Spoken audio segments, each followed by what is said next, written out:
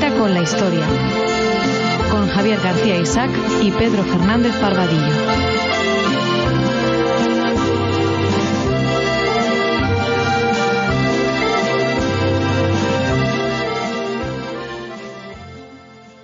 La primera villa fundada en estas tierras. Seguidme, pero no por miedo, sino por el sueño que os trajo a estas tierras. ¿Aliarnos con los indígenas para guerrear? Puedo conseguir que se unan a nosotros. Con ellos podemos marchar sin miedo. Podemos conseguir estas tierras para nuestro rey. Caballeros, vinimos en misión de exploración, no de guerra. Yo soy un soldado de Dios. Mi señor Moctezuma. Estamos en Cita con la historia y hoy hablando, como todos ustedes se pueden imaginar, sobre la leyenda negra. Más que sobre la leyenda negra, la recuperación de la leyenda negra por parte de algunos pseudointelectuales. Pedro Fernández Barbadillo, muy buenas tardes, ¿cómo estás? Muy buenas tardes, pues encantado de estar aquí y volviendo otra vez a los grandes temas sobre la esencia de España, que aunque es historia y es algo que ha pasado, se encuentra en la actualidad entre lo que vivimos. O sea, la leyenda negra, la conquista de México, Al-Ándalus, no son sucesos que hayan pasado y que se hayan cancelado, como podríamos hablar pues de alguna guerra entre celtas e íberos. No, son acontecimientos que tienen consecuencias hoy, en este momento, que nos afectan a todos nosotros. Bueno, y para hablar de este asunto está con nosotros un experto, un americanista, y ahora hacemos la introducción al programa, si te parece, que es el profesor del CEU, del San Pablo CEU, Javier Sanz del Castillo. Javier, ¿cómo estás? Bienvenido. ¿Qué tal, Javier? Encantado. Un viejo conocido de todos nosotros y de muchos de los programas Como que tenemos siempre, aquí. muy contento de estar aquí entre amigos. Bueno, le he quitado la palabra a Pedro y es una faltísima, una muy grave falta de educación, con lo cual, Pedro, ponnos en antecedentes. ¿Qué es lo que está pasando y de qué vamos a tratar hoy? Bueno, hemos puesto el tráiler de una serie de Amazon titulada Cortés. Bueno, Hernán, me parece que era el título original. Mira, Javier, si yo te digo que España es una de las 5 o 6 naciones sin las que no se entiende el mundo, quizás me digas que exagero, pero es que es así. Sin España, la historia de la humanidad sería distinta de la que conocemos. Oye, pues créeme que tampoco exagero si te digo que Hernán Cortés es uno de los más grandes personajes de toda la historia universal. Sin embargo, sucede que los propios españoles ignoramos y hasta despreciamos lo que hemos sido. Sobre Cortés acaba de emitirse, como ya decía, una serie en Amazon, que como sucede con Arturo Pérez Reverte, ha sido elogiada por gente que se considera muy española y muy patriota. Vamos a analizar hoy con nuestro invitado esa serie y también si la imagen que da de Cortés y del relato de la conquista de México se apartan de la leyenda negra o bien la siguen. Bueno, Javier Sanz del Castillo, bienvenido de nuevo. ¿Qué es lo que está pasando? Porque uno se queda asombrado cuando escucha a los Pérez Reverte, a los Insúa, a algunos personajes entrar en una polémica, por ejemplo, con Roca Varela, que hemos tenido en estos micrófonos en varias ocasiones hablando sobre su libro Imperiofobia, Hispanofobia, ¿no? Imperiofobia, lo he dicho bien al principio. Pero, ¿qué es lo que está pasando? ¿Por qué España, por qué algunos solo intelectuales, algunos de prestigio, vuelven a comprar eso que pensábamos que ya estaba superado, sobre todo por parte de algunos personajes? Que eso es lo que a mí me preocupa, ¿no? Que ahora Pérez Reverte, que nos insúa, que empiecen a comprar esto de la leyenda negra, pues hombre, nos volvemos a tirar piedras al tejado, y sobre todo cuando es falso, que eso es lo preocupante. Es que llevamos un tiempo que no es corto ya, llevamos más de 150 años en una rueda que es la leyenda negra. Es algo muy antiguo. La leyenda negra es algo que se produce con el destacamiento, el destacar España como potencia por rivalidad y se puede entender la lógica de la leyenda negra, es decir, es la propaganda de guerra que están utilizando entonces otras potencias europeas. Y uno entiende que esto tenga eco fuera de España y que tenga eco mientras España es una potencia y que desde dentro no se le hiciera caso y que una vez que España deja de ser potencia, esto desaparece. El problema es que ha habido un fenómeno peculiar que se da en la leyenda negra antiespañola y que no se da en la mayoría de las demás leyendas negras que ha habido a lo largo de toda la historia, y es que los españoles nos lo hemos creído. Y nos lo hemos creído además después de dejar de ser una potencia. Y al creérnoslo, lo que hemos hecho ha sido politizarlo. Entonces, verter esa leyenda negra sobre nuestra consideración de lo que es España. Eso es una cosa gravísima porque lo que está haciendo es afectar ni más ni menos que a la conciencia nacional, a la identidad nacional. Ahora entiende uno, cuando esto lo tienes claro y empiezas a verlo y empiezas a conocer los detalles, empiezas a entender por qué en España estamos como estamos y por qué hay gente que es capaz de pactar un gobierno con el apoyo de los separatistas, por ejemplo.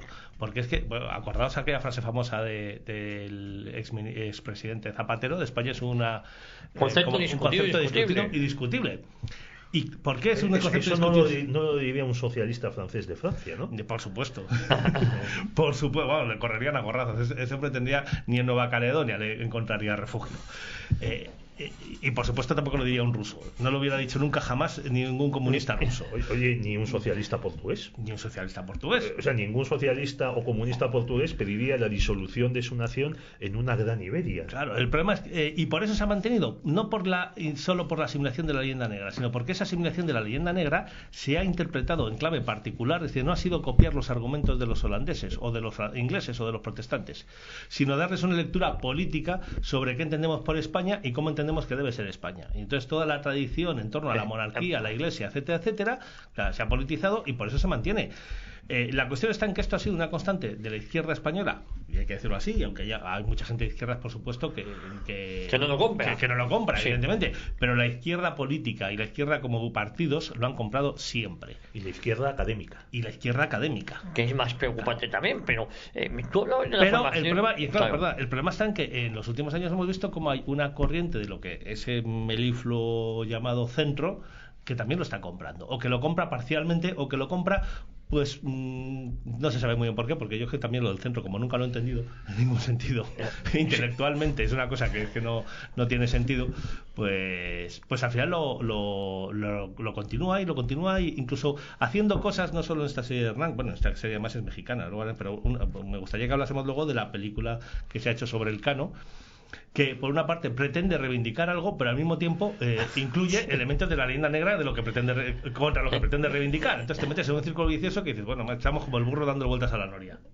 Bueno, tú comentabas de la formación de un gobierno que tiene como la premisa o uno de los aliados fundamentales, por ejemplo, para sacar los presupuestos adelante, es la frase que va a pasar a la posteridad, es decir, la gobernabilidad de España me importa un comino. Bueno, pues esa es la frase que compra el propio gobierno, así que ¿qué les va a importar la historia de España? Hay otra frase de otro personaje importantísimo de este gobierno, que es ese señor de la coleta. Cuando hemos visto hemos visto hasta la saciedad ese corte en YouTube diciendo que él no puede decir España, que le cuesta decir la palabra España, que le repugna, prácticamente llega a decir, no lo dice con esas palabras, pero en el fondo es el sentido, incluso que ahora le repugna decir España. Bueno, pues entonces así estamos. Entonces evidentemente eso hace que la leyenda negra se mantenga, que la leyenda negra se perpetúe, que la leyenda negra se convierta en discurso oficial. Cuando dices tú, por ejemplo, la izquierda académica, se convierte en la interpretación sobre la historia de España. Claro, cuando tú al final estás atacando la nación en la que vives, pues evidentemente tú no puedes crear una conciencia nacional alrededor y una conciencia de identidad y de orgullo nacional. Todo lo contrario, lo que se está haciendo es torpedearlo. Y bueno, así estamos. Bueno, parte de esta campaña para mantener la leyenda negra han sido los ataques feroces los últimos días del año pasado a María Elvira Roca Barea por su libro Imperiofobia, que además se le echaba en cara, se subrayaba que no era historiadora académica, sino que era una simple filóloga. Bueno, sí, eso es algo muy gracioso porque, por ejemplo, uno de los grandes historiadores, de los grandes mitos de la visión progre de la historia de España es Américo Castro, al que todos inciensan y llevan en procesión y le dedican pleitesía y veneración, y por cierto también era filólogo. Pero bueno, esto es lo mismo, es más de lo mismo. Lo grave, como te digo, es bueno, y es lógico que además haya un renacer de la leyenda negra, porque tantos años sufriendo esos ataques a España, tantos años sufriendo ese desprecio hacia la identidad común, hacia la cultura común, lo que ha provocado en los últimos 2 años ha sido una reacción popular de sentimiento patriótico, que políticamente ellos identifican como que se les va a ir al bando contrario, con lo cual hay que contraatacar. Y evidentemente lo que les joroba además de Roca Barea es que es una persona que viene de la izquierda. Claro. Eso es lo que les joroba. Si hubiese sido, por ejemplo, un arzobispo aunque por desgracia hoy en día creo que pocos arzobispos u obispos escribirían sobre este tema. Bueno, a lo mejor el prior de una abadía en las cercanías de Madrid. Sí, pero vamos, una alta autoridad eclesiástica dudo mucho que... Sí, alguno, pero vamos, no hubiera sido la tónica general. Pero una persona de la Iglesia, una persona de la derecha política, una persona de la derecha intelectual, si es que queda algo de derecha intelectual en España, o de la derecha académica, que esa sí existe, aunque solo sea porque tiene sus cátedras y tal, pues bueno, hubiera dicho, ya está un facha con sus facherías. Pero no, es que ha sido una señora, como es María Elvira Roca, que procede de la izquierda, que es de la escuela de Gustavo Bueno, de una escuela materialista, muy cercano al marxismo, etcétera, etcétera. Y claro, esto es lo que le sienta mal, porque es que hay mucha gente, este despertar de la conciencia nacional por maltrato y por insulto en los últimos años, no solo ha sido de gente de derecha, sino de cualquier español con dos dedos de frente, de derecha, de izquierda, medio pensionista. Y claro, cuando viene una persona como es María Elvira Roca, que viene de la izquierda y alimenta esa reacción y esa vuelta al orgullo nacional, oiga, que por esa puerta se le pueden ir los que son políticamente míos. Así que claro, a por ella con todo lo gordo. Yo también creo que influye mucho un dato que vamos a hablar aquí, vamos a exponer ahora.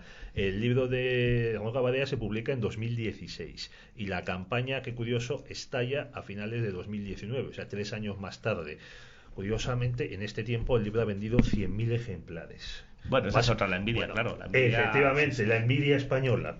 Sí, mira, eso además ha pasado mucho porque aquí ha habido dos historiadores, los dos historiadores más famosos que ha habido en la transición y hasta los años 90 prácticamente, eran dos personas además políticamente enfrentadas entre ellos, que eran Tusell y Ricardo de la Cierva. Y muchos de los seguidores de Tusell y de Ricardo de la Cierva se alineaban a uno o a otro por la envidia frente al 3. Muchos defendían a Tusell o defendían a Ricardo de la Cierva no porque estuvieran de acuerdo con él o con el otro, sino porque tenían envidia del otro, porque los dos hicieron mucho dinero. Los dos hicieron dinero con la historia. El historiador es un señor que en España no suele hacer dinero por su discurso, sino por su sueldo de profesor o de investigador y nada más. Participa poco en los medios de comunicación, salvo unos poquitos elegidos. No hay grandes ventas y en esas ventas además cualquiera puede escribir. Es más una historia divulgativa, participa mucha gente. El historiador profesional muchas veces no sabe además coger un lenguaje divulgativo que llega a la gente de la calle. Y no digamos que no sueles tener muchos ingresos fuera de tu sueldo normal. Y claro, estos dos señores hicieron mucho dinero porque sabían venderse. Y eso provocaba muchas envidias. Entonces, claro, yo tengo envidia de Tusell, me hago seguidor de la Cierva. Yo tengo envidia de la Cierva, me hago seguidor de Tusell. Es así de triste. Yo quería preguntarte, Javier, ahora que has sacado el tema, ¿cómo es posible que aquí vengan profesores de historia extranjeros, que se llaman hispanistas, la mayoría pues unos petardos, pero hay algunos muy buenos? Bueno, citar, oye, la mayoría de los que vienen aquí, de los que traemos, porque los que hay fuera, los que nos traemos, en general los hispanistas son bastante buenos. El problema es que aquí solo traemos a los hispanistas que nos interesa traer, que son los que políticamente pues entran en este juego. Bueno, pues te quería citar pues Payne, Kamen, Preston, aunque luego hagamos aquí, echemos agua bendita. Bueno, estos señores venden libros en España. O sea, ¿cómo es posible que, vale, por muy pedantes, por muy catetos que seamos, y entonces quedemos deslumbrados porque venga un señor que es inglés o norteamericano? Pues, mira, hay dos cosas. Venda tanto. Hay dos cosas. Primero, un personaje extranjero es difícil de clasificarle en la política española. Aunque pueda tener sus filias y sus fobias. Por ejemplo, Preston con el tiempo o con el paso del tiempo se implica directamente. Caso de Preston, ¿no? Que se ha convertido en un plumilla de la izquierda clarísimamente, ¿no? Bueno, como antes a Ian Gibson. Como antes a Ian Gibson. Bueno, lo que pasa es que Ian Gibson es un periodista, no entra en la categoría de hispanista. Bueno, él se autotitula hispanista, pero vamos, es como si yo hago un viaje a Inglaterra y me pongo a escribir un libro, una biografía sobre Cromwell. Bueno, no, porque yo por lo menos tengo el título de historia. Este señor es periodista. Es decir, como si yo fuese ingeniero de caminos, me voy a Inglaterra y después de estar 5 años viviendo en Inglaterra, hago un libro de historia de Inglaterra y me declaro como historiador de Inglaterra. Pues hombre, mire usted, los ingleses me dirán, pero ¿de qué va usted? Pero bueno, entonces primero, estos señores tienen una posición de partida que hace que sea difícil clasificarles en esa lucha política que decía, con lo cual son más difíciles de atacar. con lo cual también es más fácil que se puedas utilizar, ¿no? En el caso de Preston o de Gibson, etcétera, etcétera, que ha sido la izquierda, ha sido lo que más habitualmente ha utilizado a estos personajes. En el caso de Paine, que ahora se dice que es que la derecha lo utiliza, bueno, o que él se alinea con la derecha, bueno, pero esto se dice después de 50 años de carrera reconocida por todos. Por lo menos aquí nadie puede echarle en cara la falta de profesionalidad y la falta de rigor histórico. Pero luego hay otra cosa muy importante, y es que la escuela francesa y la escuela inglesa, sobre todo la inglesa, allí sí los historiadores tienen una formación de divulgación. Allí sí tienen una forma de escribir y de contar las cosas para todo el público. Mira, yo tengo mis clases, yo tengo mi curso entero colgado en internet, ¿no? Todos los temas con sus esquemas, un esquema que he hecho cada uno y algunas lecturas. No os imagináis lo que me ha costado en algunos temas poner una lectura asequible a alumnos. Es una asignatura que es genérica para alumnos de otras carreras, no son alumnos de historia. Entonces, pero son alumnos universitarios, de ingenierías, de farmacia, de derecho. El trabajo ímprobo para seleccionar un capítulo de un libro que sea entendible por una persona con un nivel culto de alguien que ha hecho un bachillerato y que está haciendo una carrera. Dice, bueno, pues hay temas que me ha costado un serio esfuerzo, porque es que hay textos que se te caen de las manos, de lenguaje farragoso, pedante, de una falsa erudición que es insufrible de leer. Es insufrible de leer. Y en España estamos muy metidos en ese lenguaje académico, de otra cosa porque la Universidad Española, la ciencia española en general, llevamos unas décadas de crisis, hay falta de ideas, y cuando uno no tiene ideas, esto lo dice un amigo mío que es físico y lo define muy bien, dice, para justificar que tengo un puesto académico de supuestamente saber mucho, pero como en el fondo no tengo ninguna idea y no sé nada, pues lo que tengo que hacer es enmascararlo. ¿Y cómo lo enmascaro? Con la pedantería, que nadie me entienda, y como nadie me entiende, no sabe si lo que digo está bien o está mal. Yo me acuerdo que hace unos años estaba viendo con mi mujer un documental de estos de la 2, inglés, sobre el muro de Adriano, que es el muro que se extiende en, la frontera, no es exactamente la frontera de Escocia e Inglaterra. Era lo que separaba antiguamente Escocia de Britania, que no es exactamente la frontera actual. La frontera. Y hubo un momento en el que le digo a mi mujer, oye, ¿te das cuenta que llevamos media hora viendo una piedra encima de otra piedra y cubiertas de musgo? Y estamos aquí sin decir ni una sola palabra, interesadísimos en lo que te están contando, porque te contaban, por ejemplo, que en York, que era la última plaza fuerte de los romanos antes de Escocia, pues ahí se proclamó emperador a Constantino, o sea que fue durante unos 3 años fue la capital del Imperio Romano.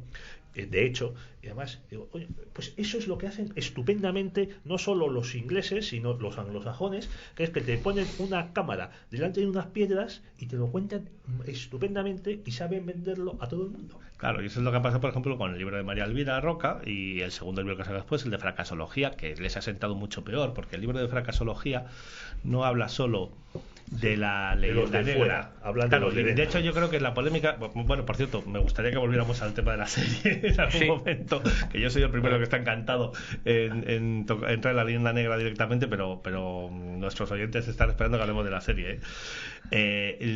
La crítica, como dices tú, a María Elvira Roca, 3 años después de haber sacado el libro, yo creo que tiene dos factores fundamentales. Uno, el cambio político que ha habido estos 3 años. Eso creo que es decisivo, porque de hecho en estos 3 años han salido más libros sobre la leyenda negra que en los 20 años anteriores. Es más, que desde el quinto centenario. Desde el quinto centenario hasta aquí se habían publicado en España 3 monografías importantes sobre la leyenda negra. Y en los últimos 5 años han aparecido media docena. Se dice pronto. Evidentemente porque es un tema que interesa y que se discute porque España está en juego, porque España está siendo cuestionada. Y el segundo factor fundamental es el segundo libro que ha sacado, el de Fracasología. Porque en Fracasología lo que hace es que derriba los mitos de esa visión progre de la historia. Con lo cual hemos pasado a que la izquierda intelectual, que ellos sí trabajan el tema intelectual desde la aberración, pero lo trabajan y lo trabajan muy bien, como buenos grancianos, todo lo contrario de lo que hace la derecha española, que aquí ni está ni se la espera. El discurso de su libro de Fracasología es por qué ha fracasado esa, digamos, España progresista, o esa tercera España que algunos dicen, bueno, podríamos llamarle muchos términos, pero esos supuestos intentos de hacer una España y de una regeneración de España desde una perspectiva moderna, entre comillas, moderna en el sentido europeo, progre, después de la Revolución Francesa, etcétera, etcétera, ilustrado, Y claro, esto les siga la hierba debajo de sus pies, porque como decía antes, lo que está en juego son dos visiones de la historia de España, y una es una visión progre que se basa en la ilustración, en las ideas modernas, en las ideas de la Revolución Francesa, y eso es lo que el libro de Fracasología explica por qué eso ha fracasado. Y claro, entonces les deja, perdón, que me perdón los oyentes por la expresión, les deja literalmente con el culo al aire. A partir de ahí, claro, esta mujer pasa de ser un rival a convertirse en un enemigo, pero de primera fila. Ese libro de Fracasología, si la derecha lo supiese explotar bien, la derecha intelectual, no hablo de la derecha política. Sí. Para mí la derecha política ni existe y, como digo, ni está ni se la espera, por lo menos en términos de PP y similares. Si la derecha cultural sabe utilizarlo, puede dar mucho más juego que el de Imperoforia. Mira, el libro, Garzón, Alberto Garzón sacó hace unos meses otro libro que se titula ¿Por qué la gente vota a Vox, al PP y a Ciudadanos?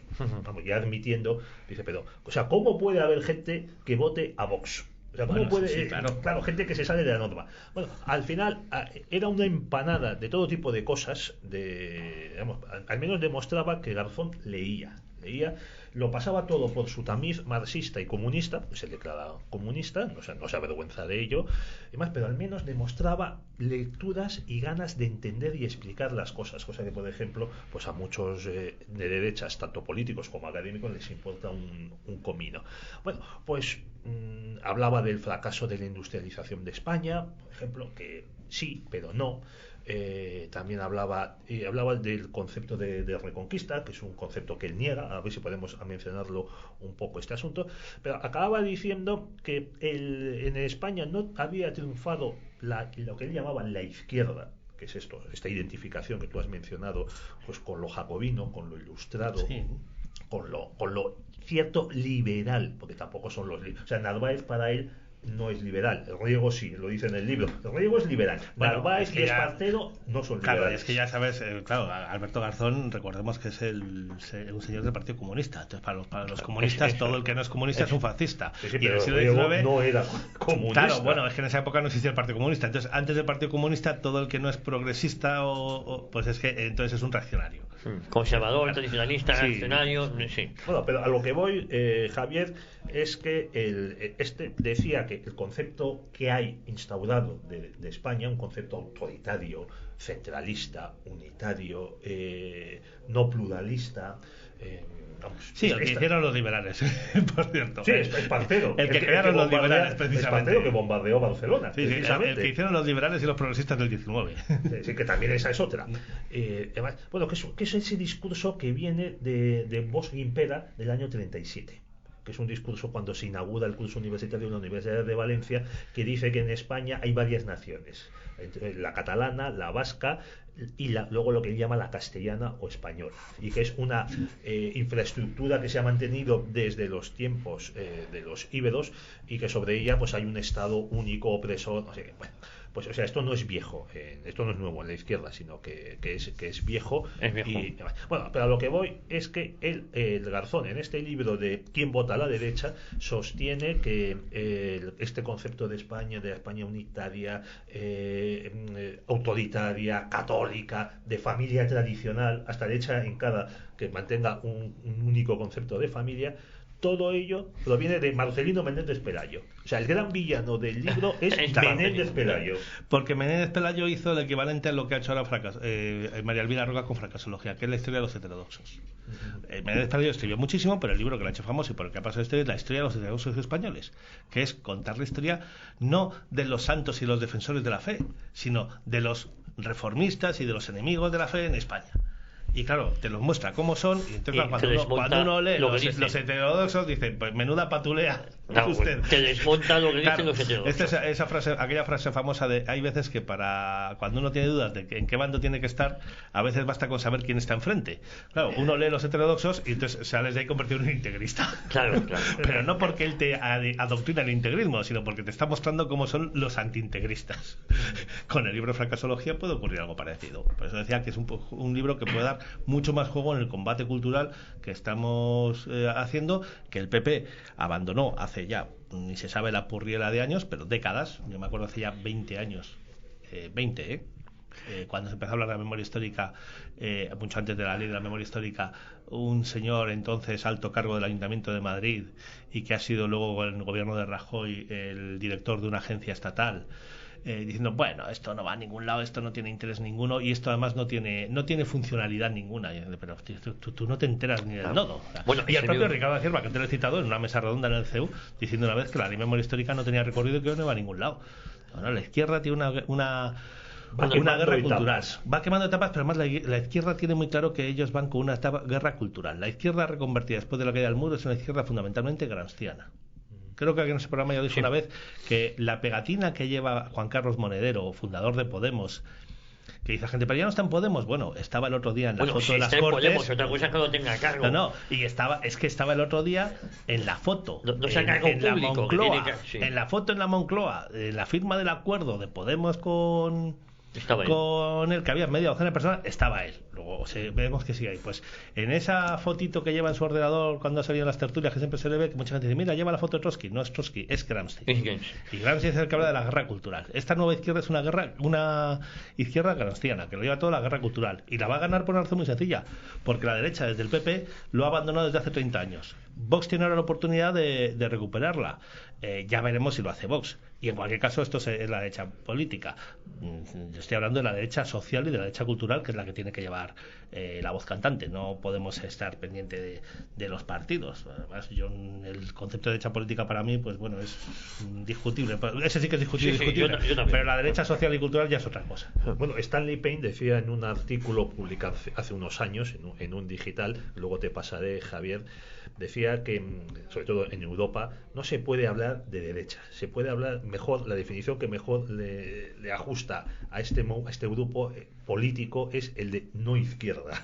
Sí, bueno, en el caso del PP clarísimamente. Pero vamos, acaba siendo la izquierda de hace 5 años. Sí, bueno, eso un amigo mío lo decía cuando estábamos terminando la carrera, decía el PSOE es la izquierda al contado y el PP es la izquierda a plazos. Oye, ya que estamos con la leyenda negra y antes de saltar a la serie de Amazon, te quería preguntar por otro concepto negado por la academia, que es el de Reconquista. Que también hay unas broncas tremendas por parte de las hordas académicas, porque son hordas, o sea, solo les falta llevar la maza de los hombres de la caverna contra todo aquel que les disiente. Bueno, o sea, todo el que menciona Reconquista ya es colocado en la oscuridad más absoluta. No, y además directamente, mira, yo recuerdo un seminario de doctorado y utilizar una persona el término Reconquista, un seminario sobre el final de la Reconquista y el origen del Real Rey Católico y el inicio de la expansión, y entonces a una persona haciendo intervención la que hablaba cómo había sido el proceso final de Reconquista como paso previo a la expansión que llega a América, y una estudiante de doctorado saltar como un basilisco de repente, pero no os imagináis cómo, como una auténtica energúmena, gritando a grito diciendo, me niego a seguir escuchando y a que se continúe con una conversación en la que se utiliza un término fascista como es ese de Reconquista. Claro, me acuerdo que uno de los estudiantes que estaba ahí, ojo plático, la miró, me perdonen los oyentes por la segunda, Jesús Tutaco, que la miró diciendo, dice, ¿tú estás gilipollas? Dice, porque en el siglo XV ¿qué fascistas había? Porque en los textos está. Es que el término de Reconquista pasa lo mismo. Bueno. Si partimos de la tesis de que España es una creación posterior, un error también muy compartido por la derecha política, es que España nace con los reyes católicos. No, señores, España culturalmente y como nación, España nace en la Edad Media y nace antes de la invasión musulmana. España como nación, en sentido cultural, efectivamente, estábamos en el reino godo. Cualquier señor que haya estudiado medianamente el final del Imperio Romano y el inicio de la Edad Media no tiene duda ninguna, salvo que sea un sectario de mil pares de narices. Bueno, si me permites, incluso, perdona, muchos medievalistas de esa época de izquierda lo reconocen. Luego te lo maquillan o lo matizan, o lo que sea, pero lo reconocen abiertamente. Bueno, entonces, perdona un momento, Pedro. Eso significaría que España como nación es anterior a esas supuestas naciones que hoy tienen protagonismo político.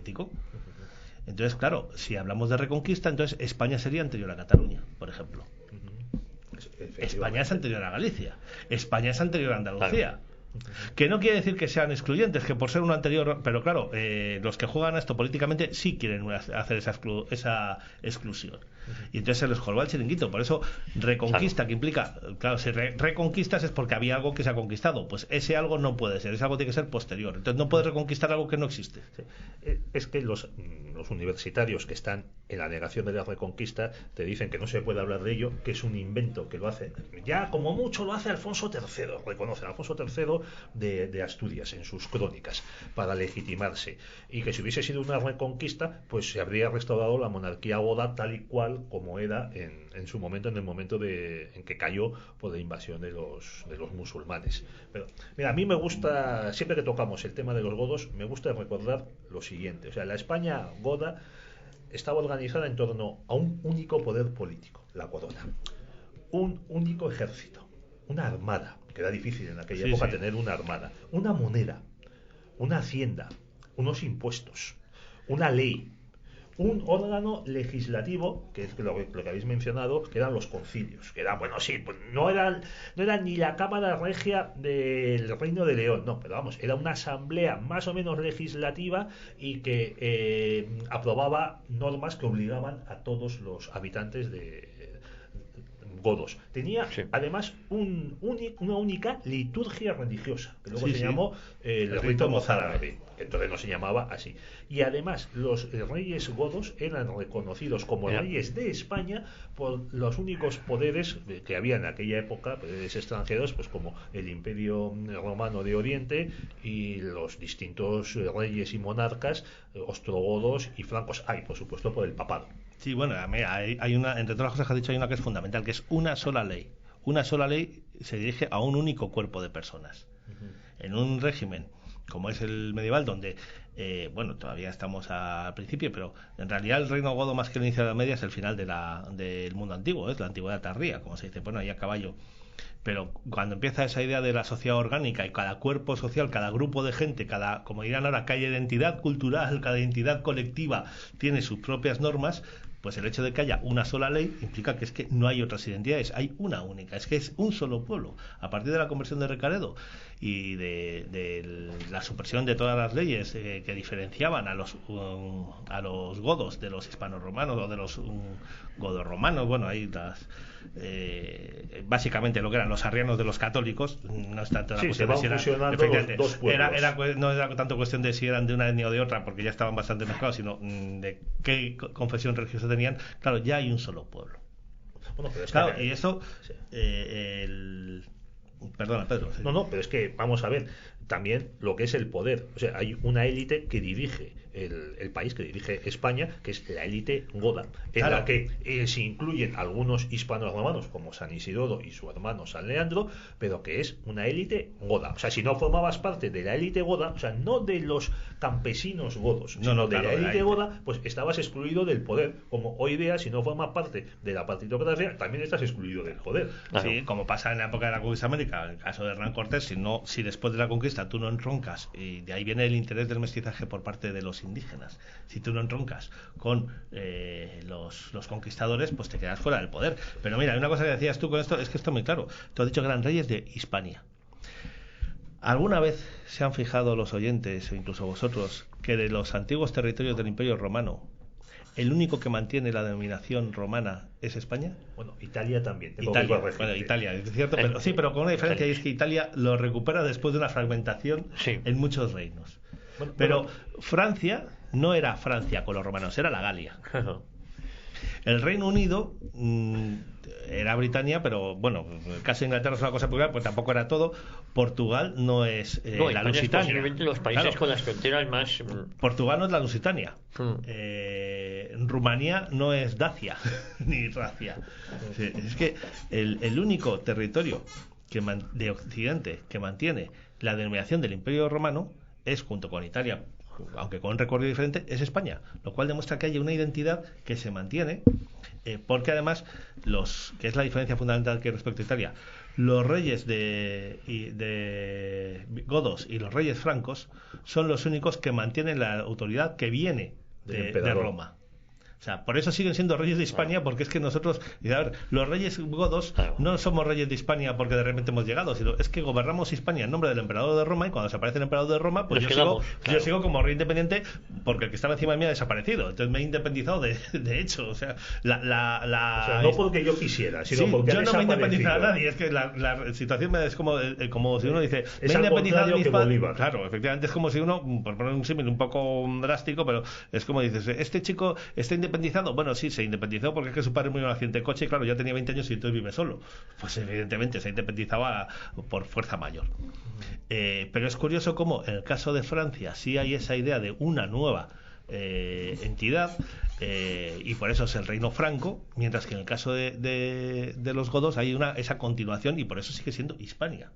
Entonces, bueno, que además, y el nombre de Hispania, por cierto, que tanto se dice, tanto el de Hispania como luego España, te lo encuentras en documentos medievales hasta la saciedad. Eso que dicen que no se utiliza hasta los reyes católicos, y algunos te dicen que no se utiliza hasta las Cortes de Cádiz, y dice, bueno, mire, si usted hace un repasito por la documentación que se conserva medieval, se lo va a encontrar usted, pero vamos, hasta en la sopa.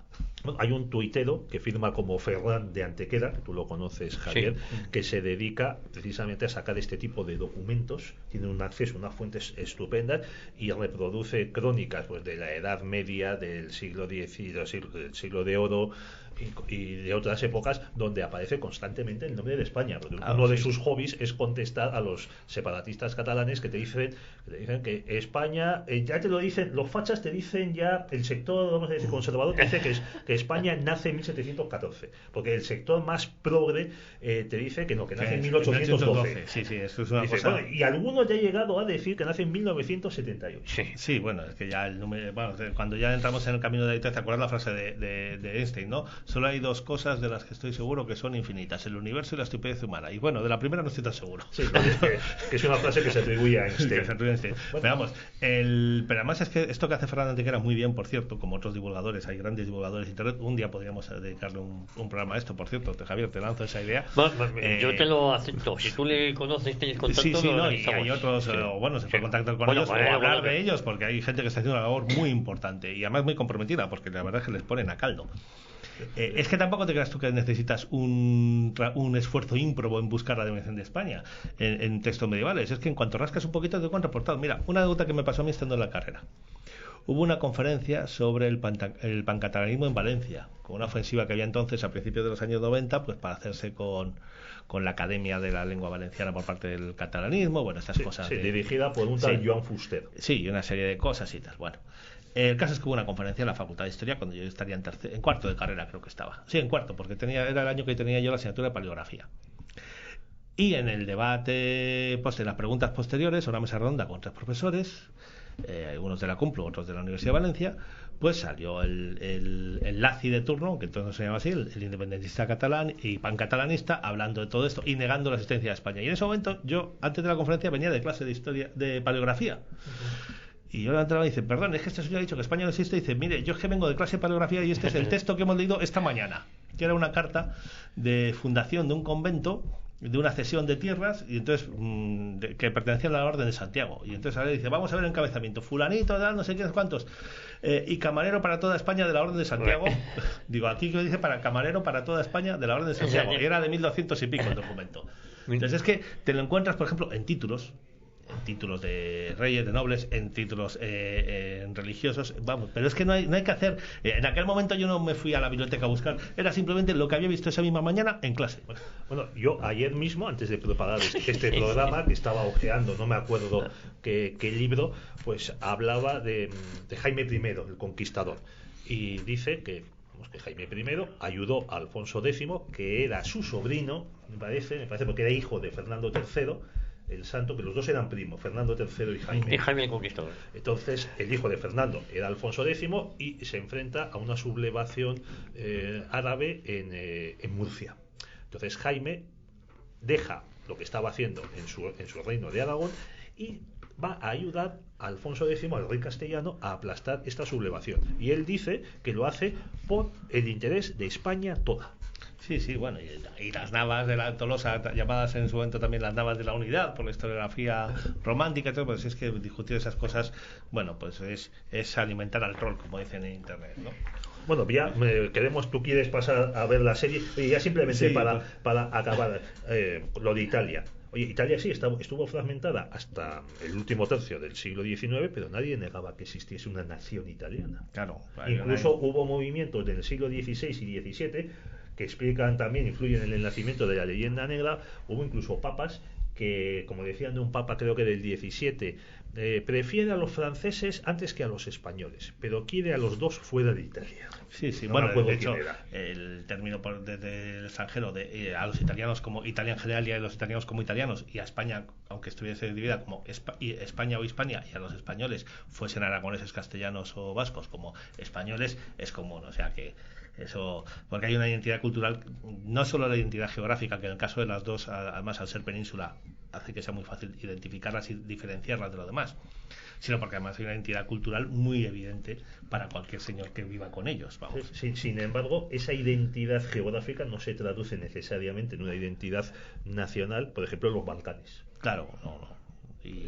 O por ejemplo, oye, las Islas Británicas, nadie te dirá que los galeses, los escoceses, los irlandeses y los ingleses forman una nación. Sí, no, y en la Edad Media, por ejemplo, está clarísimamente no se tenía ese concepto. No se tenía en ningún momento ese concepto en la Edad Media. Bueno, pasemos de una vez a la serie, que porque además tú mismo lo has dicho, es que es una serie que ha sido hasta elogiada. Entonces, bueno, vamos a ver, es una serie que entonces, claro, por eso si la serie hubiera pasado sin pena de gloria y hubiese sufrido un rechazo, pues no nos preocuparíamos de ella. Claro. Pero es que, como dices tú, es que hay gente, claro, es que hay gente de la derecha que simplemente, de la derecha vuelvo a decir, social y cultural, ¿no? Sí, que está tan perdida. Está tan a la intemperie. El mero hecho de que se haga una película sobre... Bueno, pero esto pasa muchas cosas. También hace unos años pasó con esa película sobre el fundador del Opus Dei, Encontrarás Dragones, sí, que es malísima. Y que el lenguaje, vamos, el mensaje que diga es absolutamente infumable y tiene un fondo crítico. Pero bueno, había mucha gente cercana a la obra que, como es una película sobre el fundador del Opus, pues ¿qué película más buena? Dice, pero tú la has visto y la has entendido. Si no, es que el problema es que no la han entendido. Claro. Y entonces lo mismo ocurre con Hernán. Hernán es una serie que recoge todos los tópicos de la leyenda negra, los tópicos clásicos, que los presenta además para convencer al espectador con cosas que son absolutamente falaces y falsas. Hay unas contradicciones de guión que son clarísimas, que ahora si queréis hablamos de algunas de ellas. Son los tópicos clásicos, los tópicos típicos, que son tres, que en un ensayo que tengo yo publicado sobre la leyenda negra hablo de ellos, que son el de la ambición, el de la crueldad y el del fanatismo. Y añade, puesto que la serie es de origen mexicano, añade uno que es el de la conciencia indígena. Reivindicar una conciencia indígena frente a los españoles, pero además una conciencia indígena en general. No habla de la conciencia de los aztecas, porque incluso los aliados de los españoles se presentan como que están viendo claro que los indígenas y los blancos, los indígenas y los europeos son cosas no, somos aliados de Cortés, pero nuestros hermanos son los otros que son nuestros enemigos. Digo, pues mancha, si tus hermanos son tus enemigos y tus aliados si tus hermanos son tus enemigos y tus aliados son tus contrarios, no entiendo qué haces en ese bando, pero bueno, son una de las muchas. Igual es porque sus hermanos se comían a los niños, les comían el corazón, los tiraban y se los ofrecían al dios sol. Claro. Es que también en México hay la formación de la conciencia nacional en México, es uno de los casos donde está muy hecho desde el gobierno, desde el siglo XIX. Ha habido, sobre todo desde la segunda mitad del XIX, hay una campaña historiográfica de exaltar la identidad nacional mexicana, y esa identidad nacional mexicana se hace mucho sobre una reivindicación de la conciencia indígena. Y una conciencia indígena que pretende ser muy unitaria, y claro, o se olvida de esos detalles. Todos los indios, todos los mexicanos tenemos nuestra sangre india por igual, en la que todos éramos indios por igual, y dice, bueno, pero se mataban entre ellos y se odiaban a muerte, y por eso no me deje usted, no me diga esas cosas, no deje, ya sabéis el título, ¿no? O el dicho, no dejes que la realidad me estropee el titular. Bueno, si me permites, otra curiosidad sobre las emancipaciones americanas: las dos zonas más civilizadas, más cultas, más hispanizadas, que eran Perú y México, fueron liberadas de manera peculiar. A Perú la liberan los invasores. Sí, a Perú la independizan a la fuerza. Un ejército que viene del sur dirigido por San Martín, y del norte un ejército que viene del norte dirigido por Bolívar. O sea, es una invasión en pinza que produce la emancipación. O sea, Bolívar proclama la independencia de Perú en Lima desde el balcón del Cabildo, cuando han echado al virrey, a sus tropas y a los funcionarios del virreinato. Y en México quien proclama la independencia es el ejército encabezado por Agustín Iturbide, que se proclama emperador, que viene de vencer y fusilar a los independentistas. Sí, porque además en el caso de la independencia de México proclama la independencia los mismos que 6 años antes la habían impedido. porque ellos no han cambiado de opinión. Lo que ocurre es que entre medias se ha producido el golpe de Riego y es el rey de España el que cambia es Fernando VII el que pasa cambia de ser, de bando. Claro, pasa de ser un gobernante tradicionalista o absolutista a ser un gobernante liberal, y estos que son antiliberales dicen, oiga, yo quiero una España tradicionalista. Eso, y si usted no se la apunta, quiere, claro, me apunto yo. entonces pues claro, como es la cabeza, es el rey el que nos ha traicionado, entonces nosotros nos separamos para seguir siendo una sociedad absolutista. Es que además este ejército se presenta, que se llama el ejército trigarante, se presenta con el plan de Iguala, que entre otras cosas proponía a la Casa de Borbón que le enviase un infante para proclamarle rey de México. Sí, bueno, y luego como no se lo mandaron, al final en vez de proclamar la República Mexicana, proclamaron el Imperio Mexicano.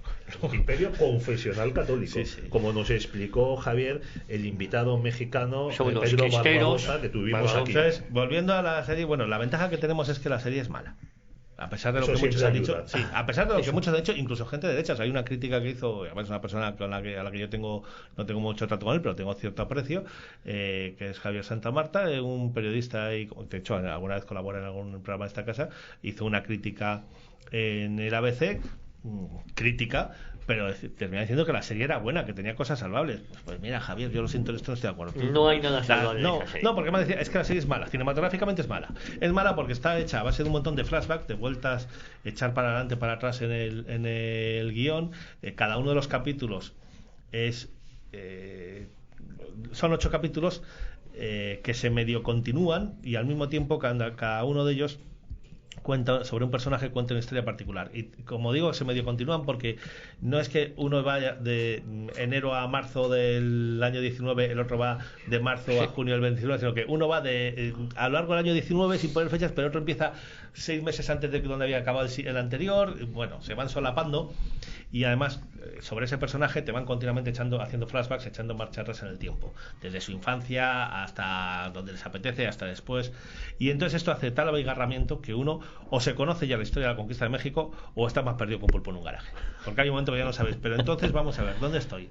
Esta es la ciudad en la que hemos salido antes, en la que no hemos llegado todavía, la que salió en el capítulo anterior, pero esto no fue la antes. que saldrá. Sí, ya hay un momento que te pierdes. Además hay una fragmentación en el relato, no se cuenta todas las cosas. Cuando digo todas las cosas no es que se cuente, que sería imposible, claro, contar todo lo que ocurrió durante la conquista de México, pero no se cuentan todos los episodios fundamentales, con lo cual además se van pegando saltos en esos flashbacks que dices, pero ¿cómo hemos llegado de repente aquí? Porque no aparece en toda la serie, ¿no?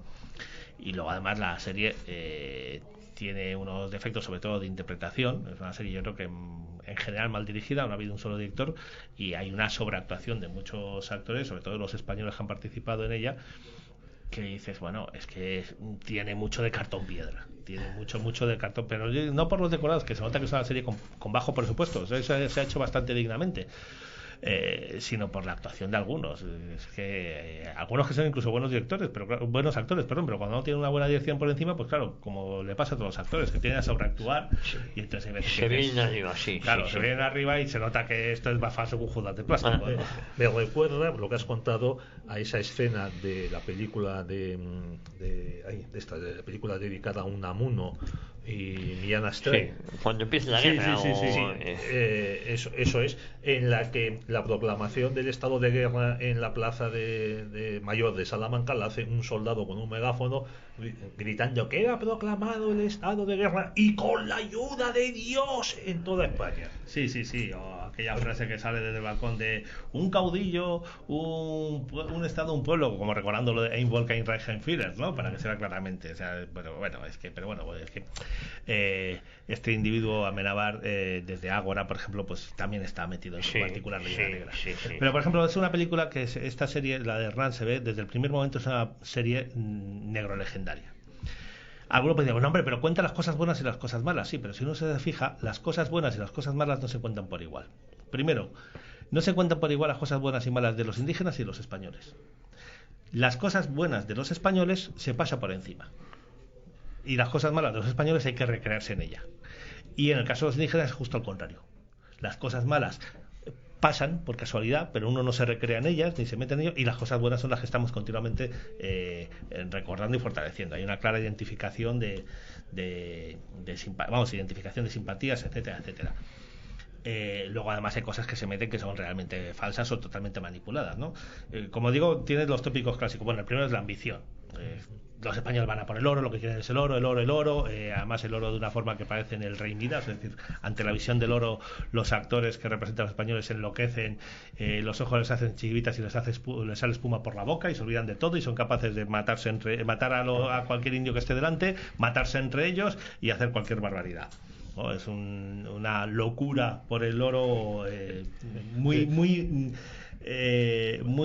representada visualmente en la serie. Mientras que, por ejemplo, cuando se habla de la evangelización o cuando se habla de la construcción de una nueva cultura, dice, bueno, pero Cortés hace muchas alusiones. Dice, bueno, sí, pero es como frases sueltas que va diciendo y que no se continúan. De vez en cuando, en mitad de la discusión sobre la ambición del oro, dice, bueno, pero no olvidemos que aquí estamos para civilizar. Pero ya está, ya lo ha dicho, ya no hay que volvemos a la ambición del oro, ¿no?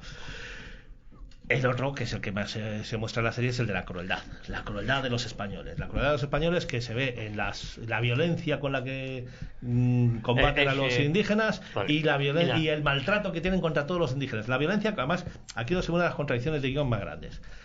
Hay dos momentos culminantes en la serie que son los dos momentos que históricamente más se critican, que es la matanza de Cholula y la matanza del Templo Mayor.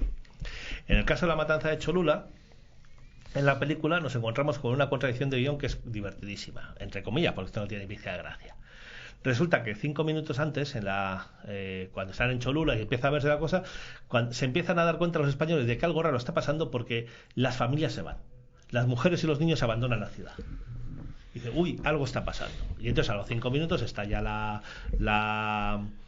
trampa que han tendido los indígenas, los cholutecas, contra las tropas de Cortés, y entonces ellos se defienden. Y entonces, claro, cuando se ve la matanza, ¿qué es lo que hacen los españoles? Están matando mujeres y niños. Que se habían ido. Dice, pero vamos a ver, si hace un minuto me has puesto que todas las mujeres y los niños de la ciudad se han ido, ¿qué pasa? ¿Que los españoles han ido a buscarlos y se han vuelto a traer a la ciudad para matarlos? ¿O es que ellos han vuelto para que les maten?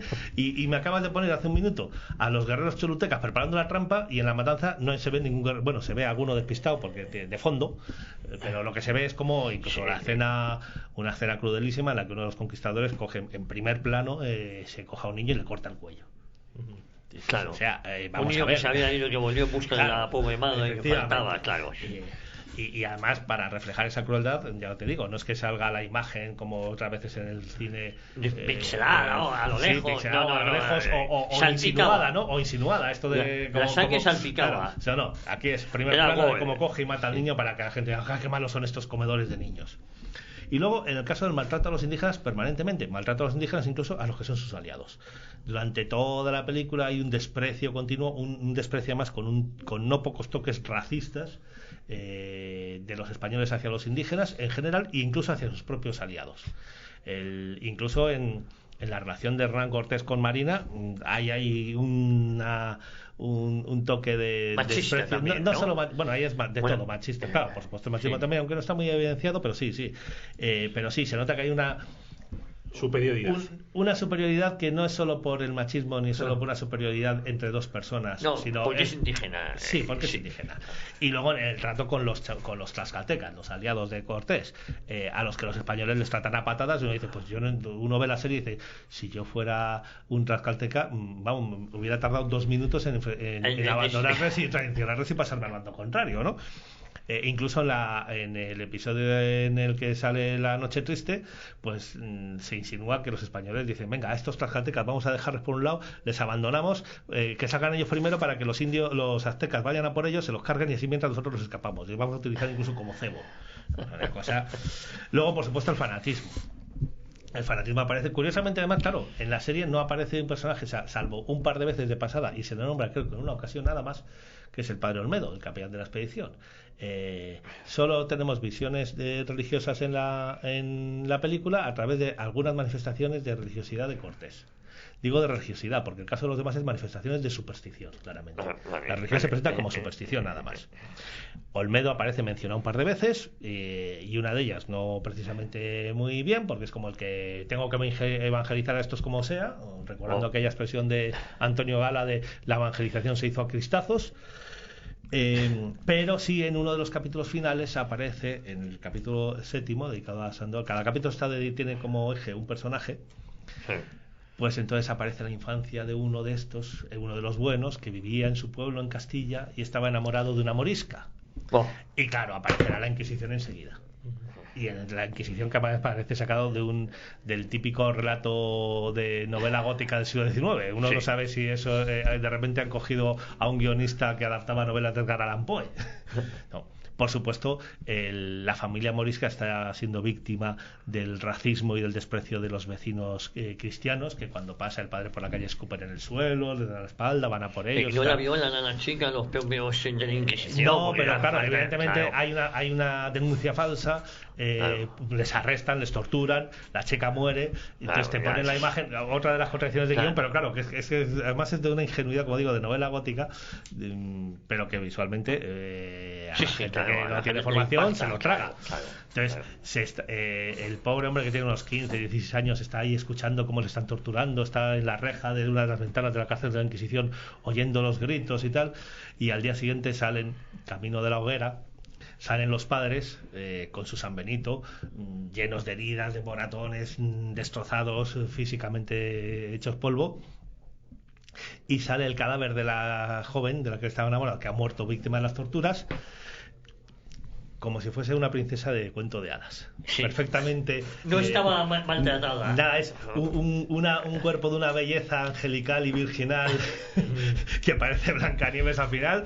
Dices, pero hombre, no han estado torturando y no se han muerto precisamente por las torturas. Hombre, algún moratón tendrá que tener. No, hombre, porque se imagina esa belleza que ha sido mancillada por la crueldad de la Inquisición, etcétera, etcétera, etcétera, ¿no? O sea, volvemos a todos los tópicos y además ya digo, es que se va recreando en estas cosas y no en las otras. Dice, pero cuenta las dos cosas. Oiga, mire usted, es que las cosas están en cómo se dicen las cosas también, ¿no? Y luego le añade otro factor, que es el que decía, el del indigenismo, ¿no? Esa conciencia indígena que atraviesa a todos los personajes de que nosotros somos mexicanos o indios mexicanos. Eso es un poco la lectura local que hace la serie Una Viaje mexicana, que está en todos. Está no solo, por supuesto, en los aztecas, no solo en Moctezuma, sino que está también en Marina, en Doña Marina. Está en Xicotencal, que es el caudillo, un guerrero de los tlaxcaltecas, aliado de Cortés, que ya te digo, es que desde el primer momento que aparece uno no entiende y dice, si este hombre, ¿por qué está con Cortés y no contra los otros? Parece que la rivalidad entre los pueblos mexicanos está totalmente en un segundo plano, frente a ese recelo entre españoles e indígenas, y que esa rivalidad pues no se entiende muy bien por qué. Incluso hay una cosa que es muy curiosa. Cuando se habla de Tlaxcala y de cómo Tlaxcala, hay un capítulo dedicado a este personaje, a Xicotencal, ¿no? El hijo del rey de Tlaxcala, que es el que dirige luego las tropas de los tlaxcaltecas con Cortés. Pues se ve como primero se enfrentan los españoles, luego salían con ellos contra los aztecas. No queda muy clara la rivalidad que hay. Sí, se habla de que hay una rivalidad con los otros, pero no se ve ese odio a muerte de dónde viene. Hay una escena previa en la que hay un ataque cuando él es niño de los aztecas a la ciudad con una gran destrucción, y él está con su hermana, que sobrevive. Entonces la hermana es la que sí representa ese odio que Cortés aprovechó, pero odio tal cual, o sea, odio visceral, odio acérrimo de los indígenas de unos indígenas hacia otros. ¿Cómo se presenta entonces a la hermana? Como una psicópata. La hermana es la que pierde el sentido, la que por odio a sus hermanos es capaz de aliarse hasta con el demonio, que son los españoles, y manipularlo todo, y entonces se inventa una relación incestuosa de ella con su hermano para conseguir arrastrar a su hermano a la guerra en una espiral de odio y esquizofrenia, que es lo único que justifica que los indígenas se enfrentasen entre ellos. Bueno, yo creo que Pacetas en alianza con los españoles. Tú que eres americanista pero este tipo de series que han pululado mucho en los últimos años y que han ayudado todavía más a empeorar la imagen de España, y para ello se prestan varios actores españoles, pero no había conciencia, ni mucho menos mexicana, porque México no existía como tal, pero tampoco existía una conciencia como podía haber en España de lo que era España. No es una conciencia indígena, son tribus que están en una en lugares que consideran suyos y que posiblemente eran suyos por sus ancestros, pero que se van a muerte con los del río de al lado. Y ni siquiera en el mismo lugar, porque por ejemplo Doña Marina procede de Tabasco, que es otra región que es totalmente distinta. Yo se lo explico a mis alumnos de esta manera cuando hablamos de la conquista de México. Para los indígenas mexicanos, para los pueblos mexicanos, los españoles son el último pueblo que llega. Claro. O sea, porque ¿en qué se parece un maya a un azteca? Pues para nosotros en que son americanos. Entre ellos se ven con la misma diferencia que se pueden ver con un español o con un chino. Con un chino, efectivamente. Pues no hay tiempo para más, Pedro. Pues Yo creo que no hemos quedado aquí ya satisfechos con lo que nos ha dicho Javier Sáenz del Castillo sobre el renacer de la leyenda negra. Y como se decía en esa serie que tanto nos gustaba a todos, Expediente X, la verdad está ahí fuera. La verdad está ahí fuera, otra cosa es que la queramos ver. Efectivamente. Javier, el profesor Javier Sáenz del Castillo, de San Pablo C, un placer como siempre, muchas amigo, gracias a vosotros. aquí con nosotros. Y Pedro, volvemos la próxima semana, Dios mediante, aquí a Radio Ya, me cago en la historia. Y a todos ustedes, muchísimas gracias por su fidelidad.